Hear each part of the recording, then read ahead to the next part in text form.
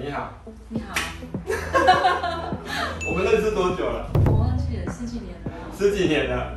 对，之前我们在戏子那边做治疗，我那时候刚从医院结束的时候，在那边服务。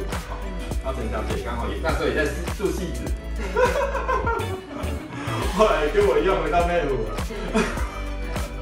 对，那时候刚好因为很都更啊，对我们家都更嘛，所以说暂时搬到戏子那边，所以就在那边遇到我们就开始治疗。那时候牙齿有比较乱一点点的，上面牙齿因为下面2个大牙齿都缺牙，对，上面牙齿也都往下掉，所以我跟大家就讨论说，我们去矫正把它拉上去，然后下面2颗缺牙，它们很对称的哈。做植牙也花了2年多的时间。对，然后那时候植牙状况，我记得植完的时候蛮肿的。一开始对，就是忘记了，是这样，会过度了，是这样。对，都会过渡期啦，有一种的这样。这10多年下来，植牙有发炎过吗？不舒服？没有，所以只要照我们的标准做，事实上用了10几年。从来没有问题。我们现在看 X 光10几年下来，骨头也都是没有变化，都很稳定。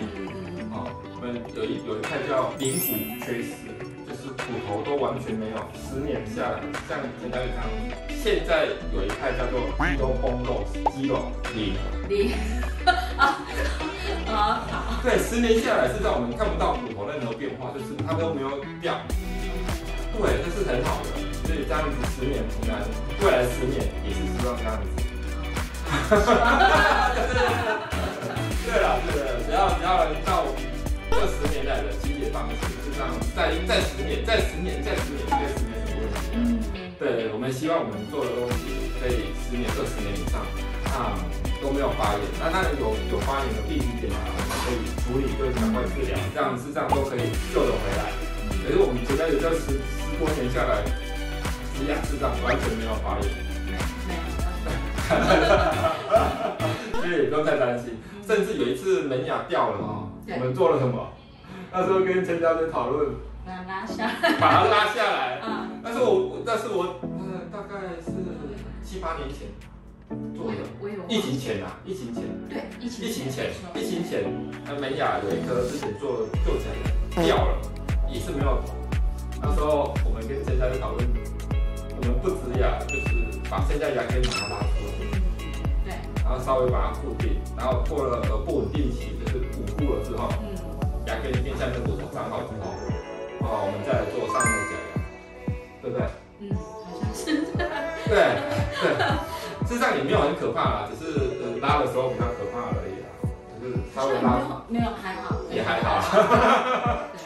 对，这刚好这疫情前，因为陈小姐是我们比较早期做的手术拉夫啦，我们甚至也有帮80岁的阿嬷做过，事实上也当然没有陈小姐用那么久了，我们在大概追踪3、4年，那陈小姐追踪7、8年，事实上也都蛮稳固的，牙根状况也都很好，所以我们觉得这个数字是可相信的至少5年以上，我觉得没有问题。当然，现在摇动度也没有任何摇动，吃东西也没有任何影响，没有感觉不出来，它牙根比较短。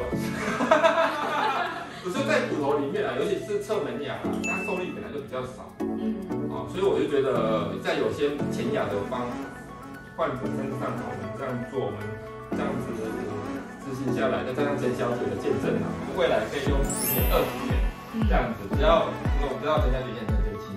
只要认真清洁，好好维持口腔卫生，相信自己的牙根还是比较好，自己的牙齿还是比较好，还是当然像陈小姐她一开始来缺牙，但是没办法来了就缺牙，最好的现在唯一解决方式除了活动假牙以外，就是植牙。这当然这10多年用下来都没有什么问题，没有说植牙不好，只是如果在救牙齿的过程中，我们有剩下牙齿如果还可以再用的话，我们相信拉出来。